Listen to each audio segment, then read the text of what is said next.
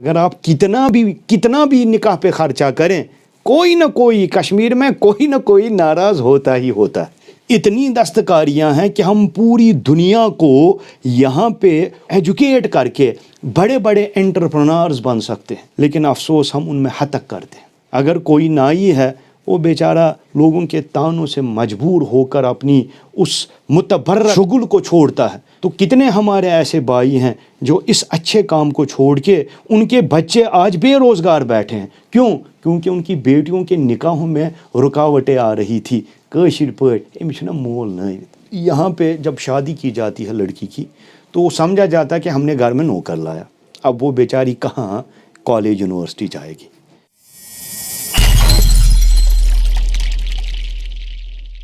السلام علیکم ورحمۃ اللہ۔ سب سے پہلے اللہ رب العزت کا نہایت احسان کرم شکر، جس نے ہمیں یہ زندگی دی ہے، یہ موقع ہے، زندگی ایک موقع ہے۔ اور اس کے بعد میں بہت شکر گزار ہوں اپنے ان عزیز چھوٹے چھوٹے بھائیوں کا، جنہوں نے یہ ایک زبردست کام سٹارٹ کیا ہے برجنگ گیپ کے عنوان سے۔ اس میں ایک بہت ہی امپورٹنٹ سوشل ایشو ڈسکس کیا گیا ہے، وہ ہے میریج۔ میریج ایک انسٹیٹیوشن ہے۔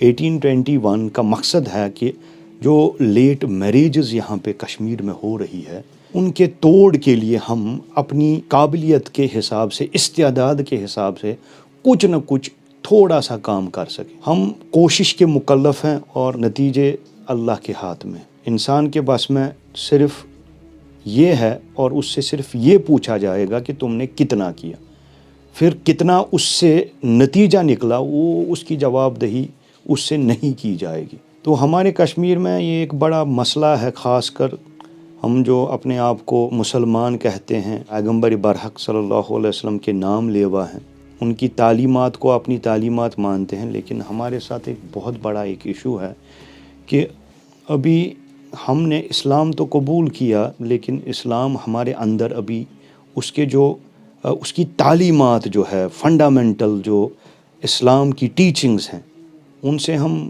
کوسوں دور ہیں۔ اتنا دور کہ ابھی ہمیں پتہ بھی نہیں۔ ہمارے ہاتھ میں اتنا ہے کہ ہم دیکھیں کہ ہم کہاں پہ یہ لیٹ میریجز جو ہو رہی ہیں، 45 ایئرز کی بھی ہماری بہنیں ابھی ان کو مطلب ان کی شادیاں نہیں ہوئی ہیں۔ اس کے کیا ریزنز ہیں؟ تو میں کچھ ریزنز پہ تھوڑا آبزرو کر کے 5-6 ریزنز میرے ذہن میں آ رہے ہیں۔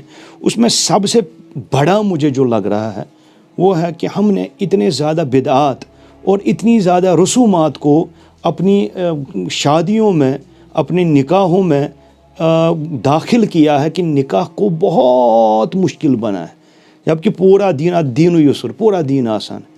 نکاح تو اس سے بھی آسان ہے، لیکن پیشن گوئی ہے کہ آخر زمانے میں نکاح جو ہے وہ بڑا مشکل ہو جائے گا، اور جو خدا بچائے بدکاری جو ہے وہ بہت آسان ہو جائے گی، اور ہم اسی کی طرف بڑھ چکے ہیں، بڑھ رہے ہیں۔ اللہ ہماری حفاظت کرے اور ہدایت کرے۔ لیکن یہ سب سے بڑی وجہ ہے۔ میں بہت معذرت کے ساتھ نام لیے بغیر، بہت ہمارے اچھے مفتیان کرام جو بالکل علماء حق ہے، کہیں مجلس میں انہوں نے مسجد میں نکاح کیا، لیکن بعد میں پتہ چلا کہ دولہا جو ہے اس نے کچھ نہیں لیا، لیکن پھر بھی تبرکن دلہن کے ساتھ اتنی ساری چیزیں، اتنی فضول چیزیں اس نے لائی، اس پہ اس نے کوئی نہ پہلے بات کی تھی، نہ کوئی اس پہ قدم بعد میں اٹھایا۔ اور اتنا ہی نہیں، اس سے بھی بڑا ایشو ہے، نکاح سے بھی بڑا ایشو ہے حق تلفی کا۔ ہماری بیٹی کو اتنا زیور، اتنا سونا دیا جاتا ہے، لیکن جو اس کا اصلی حق ہے وہ ہے وراثت، اسے محروم رکھتے۔ یہ سب سے بڑا مسئلہ۔ یا کسی کے والدین نہیں ہوتے ہیں تو اس کے بھائی اس کی شادی کرتے ہیں، تو اس سے بھی بڑا مسئلہ ہو جاتا ہے۔ اس کی شادی ہونے کے بعد اگر اس نے از راہ مطلب حق اپنا مانگا، حرف غلط اگر اس کی زبان سے نکلا، تو تب کہا جاتا ہے ہم نے آپ کی شادی کی نا۔ یہ میں کہہ سکتا ہوں سب سے بڑی بے غیرتی ہے۔ اگر لڑکے نے اپنی بہن کی شادی، بھائی نے بہن کی شادی کرائی، تو اس کو اسی دن اس سے کہنا چاہیے تھا بہن جو میں اس وقت خرچ کر رہا ہوں تمہارے نکاح پہ یہ تمہاری وراثت سے اترے گا. شاید اس کی بہن کہتی کہ مجھے اتنا دھوم دھام سے نہیں کرنا ہے, یا یہ کہتی کہ میرے کو وہ نقد ہی دے دو, میرے کو وہ پیسے اگر وراثت سے کٹ رہے ہیں, یا کچھ اور مسئلہ ہو جاتا, کوئی اور چیز اس میں ایگریمنٹ ہو جاتا. لیکن یہ کہتے ہیں نا ہڈن رکھا جاتا ہے کہ بعد میں کہا جاتا ہے کہ یہ تو مطلب شادی جو میں نے کی اس وجہ سے آپ کا جو حصہ ہے وہ ہضم کیا جاتا ہے. میں اپنی رائے قائم نہیں کر رہا ہوں, یہ تو بالکل ایک عام انسان سمجھ سکتا ہے کہ یہ دھوکہ بازی ہے, یہ تو اس کو دھوکہ دیا جا رہا ہے. ایک تو حق بھی کھا رہے ہیں اور دھوکہ بھی دے رہے ہیں. تو ان بدعت میں یہ سب سے بڑا بدعت یہ ہے کہ وراثت اور نکاح میں دی جانے والی چیزوں کے درمیان امتیاز ہی ختم کیا گیا ہے. گندگی کے طور پہ وہ کیا کہے گا, یہ کیا کہے گا, دیکھا دیکھی, وہ ناراض نہ ہو جائے, یہ ناراض نہ ہو جائے, یہ کہا جاتا ہے. میں ایک نکاح کی مجلس میں تھا, نوشہرہ کی مسجد میں نکاح ہوا, تو مولوی صاحب ظہور مدنی اللہ ان کی عمر میں برکت دے, انہوں نے حضرت عبداللہ بن مسعود کا ایک واقعہ بیان کیا. میں حیران ہو گیا, میں نے تب تک نہیں سنا تھا. کہا حضرت عبداللہ بن مسعود ایک جلیل القدر صحابی ہے, معاذ بن جبل, حضرت عبداللہ بن مسعود امت کے سب سے بڑے فقہاء کرام مانے جاتے ہیں. تو ان سے کسی نے کہا کہ دنیا میں سب سے سخت ترین کام کون سا ہے, یعنی سب سے مشکل ترین کام کون سا ہے, ڈیفیکلٹ کام کون سا ہے. تو انہوں نے بہت زبردست جواب دیا, کہا کہ سب سے ڈیفیکلٹ کام ہے سب کو راضی کرنا. سب راضی نہیں ہو سکتے. اگر آپ کتنا بھی نکاح پہ خرچہ کریں, کوئی نہ کوئی کشمیر میں کوئی نہ کوئی ناراض ہوتا ہی ہوتا ہے. تو ہم اس فکر میں لگے رہتے ہیں کہ وہ کیا کہے گا, یہ کیا کہے گا, اور اس پریشانی میں نکاحوں کی عمریں چلی جاتی ہیں لیکن نکاح ٹائم پہ نہیں ہوتے. تو یہ دوسری وجہ تھی, وہ کیا کہیں گے, یہ کیا کہیں گے. تیسری بڑی وجہ جو ہے وہ ہے بے روزگاری. حالانکہ مجھے نہیں لگتا کہ کشمیر میں بے روزگاری ہے. آپ حیران ہو جائیں کہ میں نے یہ کیا بات کہی. کشمیر روزگار پوری دنیا کو دے سکتا ہے, کیونکہ ہمارے میر سید علی حمدانی علیہ رحمہ, جنہوں نے اسلام کی علم کو یہاں بلند کر کے دین حق کی دعوت کو ہمارے اس وطن عزیز میں قائم کیا, انہوں نے اپنے ساتھ دستکاروں کو لایا تھا. اتنی دستکاریاں ہیں کہ ہم پوری دنیا کو یہاں پہ ایجوکیٹ کر کے بڑے بڑے انٹرپرنرز بن سکتے ہیں. لیکن افسوس ہم ان میں ہتک کرتے ہیں. اگر کوئی نائی ہے وہ بیچارہ لوگوں کے تانوں سے مجبور ہو کر اپنی اس متبرک ایک شغل کو چھوڑتا ہے, جس کے بارے میں ہمارے پیغمبر صلی اللہ علیہ وسلم نے کہا کہ سلمان فارسی کا حق ہے, کیونکہ وہ ہمارے پیغمبر کے ان کے حجام تھے. تو نائی کا حجام کا حق ہے. تو کتنے ہمارے ایسے بھائی ہیں جو اس اچھے کام کو چھوڑ کے ان کے بچے آج بے روزگار بیٹھے ہیں. کیوں؟ کیونکہ ان کی بیٹیوں کے نکاحوں میں رکاوٹیں آ رہی تھی. کاشر پٲٹھۍ أمِس چھُنہ مول نٲوِتھ. اس کی وجہ سے مجھے بہت افسوس سے کہنا پڑتا ہے انہوں نے اس کسب, اس ہنر کو چھوڑ دیا. اور یہی بہت سارے ہنروں, مجھے معاف کرنا, آئی used it as a metaphor. حالانکہ اس کام میں, یہ ہماری سوچ میں, ہماری سوچ نکمی ہے. کوئی بھی چیز نکمی نہیں زمانے میں, علامہ اقبال کی بات. لہٰذا یہ چیزیں بے روزگاری کا سبب ہے, اور بے روزگاری میں کوئی کام چھوٹا نہیں مانا جانا چاہیے. انسان سمجھتا ہے کہ وہ کام بڑا ہے, یہ نہیں, کام تو حلال کا ہے, حلال کا کام ہے تو بڑا ہے, حرام کا ہے تو بڑے سے بڑا کام خراب کام ہے. اس لیے بے روزگاری کے جو بیج ہیں نا وہ ہم نے خود بوئے ہیں. جو ہمارے یہاں پہ اپنے کرافٹس تھے, آرٹس تھے, ان کو ہم نے خود ڈبو دیا بے ایمانی سے. امرتسر شال ہم نے ٹوپی پہنائی اور پشمینے کی باؤ میں باہر اوپر والے نے اس میں پھر بے برکتی کی. آج سب کہہ رہے ہیں لٹرلی بارو دِوان تھا اتھ نہ کٲم کیٛازِ چھَس نہٕ اَسہِ کٔر نہ اسلافن ہندس خیانت گئی, تَتھ گئی نہٕ تَتھ ؤژھ برکتٕے. تو یہ ایک وجہ بے روزگاری ہے. تو دیکھا جاتا ہے کہ اس وجہ سے پھر نکاح نہیں ہوتے. حالانکہ کہا گیا کہ اگر کسی کے نکاح کیے جائیں تو اس کو برکت ہوتی ہے. اس کا میں نے مشاہدہ کیا ہے کہ برکت ایسے بھی ہو سکتی ہے اگر ہمارا معاشرہ صحیح ہو تو کیوں نہیں ہوگی. کیونکہ جب کسی کے نکاح ہوں گے, اگر اس کے والدین نے اس لڑکی کی وراثت کو بھی اس کے ساتھ دے دیا، برکت تو ہو گئی، ان کی ازواجی زندگی میں تو مدد ہوگی۔ حالانکہ میں اس کو انڈورس نہیں کرتا ہوں کہ لڑکی بھی گھر کو چلانے میں ہاتھ بڑھائے، لیکن کم سے کم یہ تو اس کا حق تھا نا، اس کو جب ہر ایک چیز مل گئی تو وراثت کہاں ہے اس کی، تو اس کو تو ہڑپ کیا جاتا ہے، جیسا کہ میں نے پہلے ہی پوائنٹ نمبر 2 میں کہا۔ پوائنٹ نمبر 3 میں اس ان ایمپلائمنٹ پہ زور دیتا ہوں، اور اس کے جو اس بیماری کا علاج ہمارے ہاتھ میں، ہم بہت حد تک اس کو کنٹرول کر سکتے۔ کیوں باہر سے ہمارے مطلب وہ بھی انسانی بھائی ہے، وہ یہاں ہجرت کرتے ہیں، اپنا خون پسینہ اکٹھا کر کے وہ پیسہ کماتے ہیں۔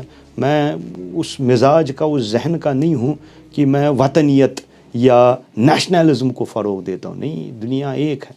ہمارے آفاقی پیغمبر صلی اللہ علیہ وسلم وہ خود ہجرت کر کے مدنی بن گئے۔ باہر کا کوئی آگے نہ بس مۄکلیو وۄنۍ کارٕے اَتھ نہ کَتہِ مۄکلیو کَتہِ، تِہنٛدِس سۭتۍ گژھِ ہا برکت اگر أسۍ تہِ تِہنٛدِس کارَس یُس اَسہِ پَنُن کار اوس تِم کَرہَن اَسہِ، تِم ٲسۍ اَسہِ ہیلپِنٛگ ہینڈٕس۔ یِتھ کٔنۍ نیٚبرٕ سٲنۍ نوجوان عرب گژھان چھِ، تَتہِ چھِ تِم مُلٲزِم تِمن، لہٰذا ریونیو تہِ بڑِ ہا، تِمن تہِ میلہِ ہا روزگار، تہٕ پَنُن اوس ٲستھٕے۔ تو اس وجہ سے ہمارے ذہن میں جو بیماریاں ہیں نا، اس میں یہ بھی ایک بیماری ہے، کٲشرِس چھُنہٕ پانَس برابر کٕہٕنۍ تہِ باسان، یہ گوٚو بِہٲرۍ، یہ گوٚو ہُہ، یہ گوٚو یہ، اس سے بے روزگاری بڑھ گئی۔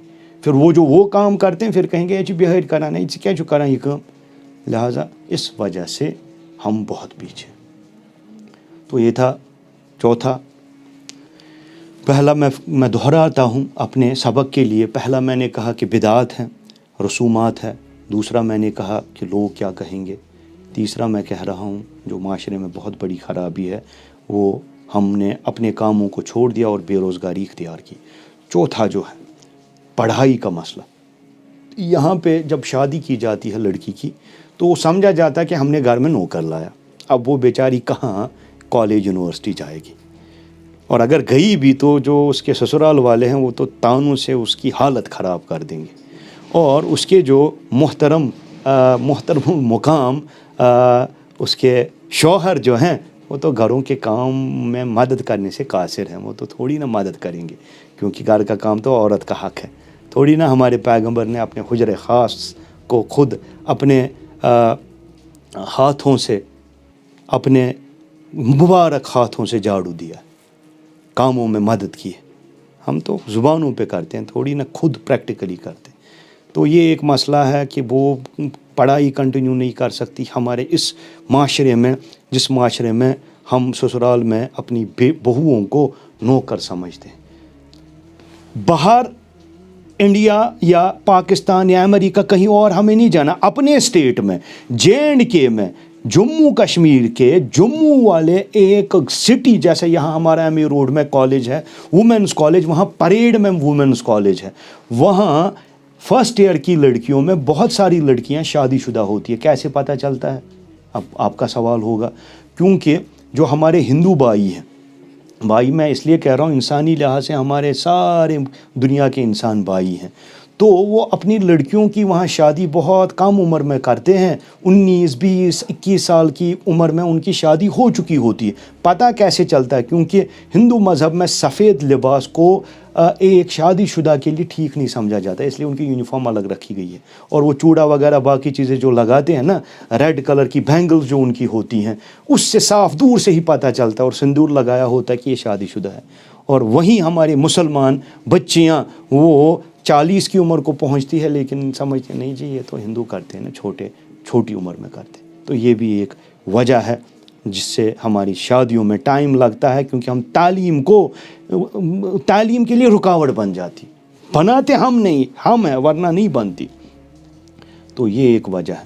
اور آخری جو میں وجہ آبزرو کر رہا ہوں کہ لیٹ میریج کیوں ہوتا ہے، وہ ہے کہ اس میں ہماری خود کی غلطی نہیں ہے، وہ مطلب جو 25 تک 22 تک ایون اس سے زیادہ عمر تک یہاں کی جو فزیک ہے بچوں کی وہ بالکل چھوٹے لگتے ہیں۔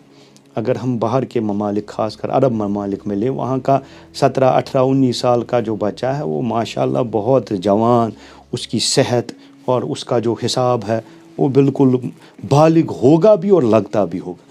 یہاں فزیکلی ہم اس عمر کے لگتے ہی نہیں ہیں، کیونکہ ہمارا جو جینوم ہے نا، اس میں ہماری مطلب پہاڑی لوگ ہیں ہماری نہ تو ہائٹ زیادہ ہوتی ہے، نہ ہمارا بیولٹ باڈی کا زیادہ ہوتا ہے، نہ فزیک زیادہ ہوتا ہے.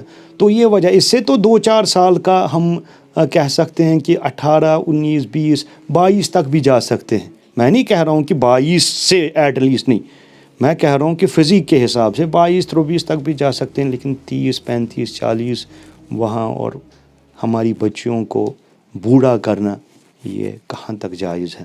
آخر میں یہ کہنا چاہتا ہوں، جیسے اللہ نے ہماری ضروریات رکھی ہے، یہی ایک سلسلہ ہے جس سے کائنات میں انسانی جو نو ہے، ہیومن کائنڈ جو ہے، وہ فلورش ہو رہا ہے. اسی وجہ سے انسانوں کی آبادی آگے بڑھ رہی ہے. اگر ہم نے اس کو ڈسکریج کیا تو عنقریب ایک وقت آئے گا، کشمیر میں انفرٹیلٹی پیک پہ ہے، اس میں یہ بھی ایک وجہ ہے کہ لیٹ میریجز ہوتی ہیں. اللہ ہم سب کو اچھے کاموں میں، نیک کاموں میں معاونت کرنے کی توفیق دے، اور اس کہنے سننے میں جو غلطیاں ہوئی اس کو اللہ معاف کریں، اور آپ سے سامعین سے بھی میں اس کی معافی مانگتا ہوں. والسلام علیکم ورحمۃ اللہ.